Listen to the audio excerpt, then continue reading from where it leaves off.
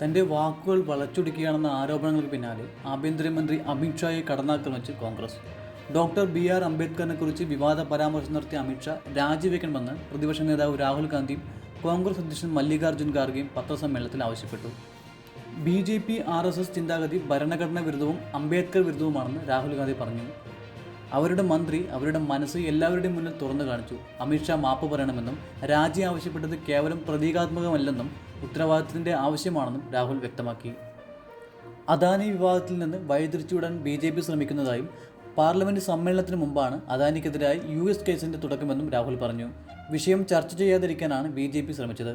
അദാനി വിഷയം അട്ടിമറിക്കുക എന്നതായിരുന്നു അവരുടെ അടിസ്ഥാന തന്ത്രം, രാഹുൽ പറഞ്ഞു. അതേസമയം അംബേദ്കറിനെതിരായ അമിത്ഷായുടെ പരാമർശം ദാരുണവും വസ്തുതാവിരുദ്ധവുമാണെന്ന് ഖാർഗെ വിമർശിച്ചു. ഇത്തരം പ്രസ്താവനകൾ നടത്തുന്നതിന് മുമ്പ് അദ്ദേഹം വസ്തുതകൾ പരിശോധിക്കണം. അതിനുശേഷമായിരിക്കണം നെഹ്റുവിനെയും അംബേദ്കറെയും എല്ലാം വിമർശിക്കാൻ വരാവൂ. അമിത്ഷാ പറഞ്ഞതെല്ലാം പച്ചക്കള്ളമാണ്, ഖാർഗെ പറഞ്ഞു. തങ്ങളുടെ പ്രതിഷേധം സമാധാനപരമായിരുന്നുവെന്നും ഭരണപക്ഷം തങ്ങളെ പാർലമെന്റ് കവാടത്തിൽ തടഞ്ഞുവെന്നും ഖാർഗെ പറഞ്ഞു. മസിൽ പവർ കാണിക്കാനാണ് BJP ശ്രമിച്ചതെന്ന് ഖാർഗെ ആരോപിച്ചു. BJPയുടെ ആക്രമണത്തിൽ തനിക്ക് പരിക്ക് പറ്റിയെന്നും അദ്ദേഹം പറഞ്ഞു.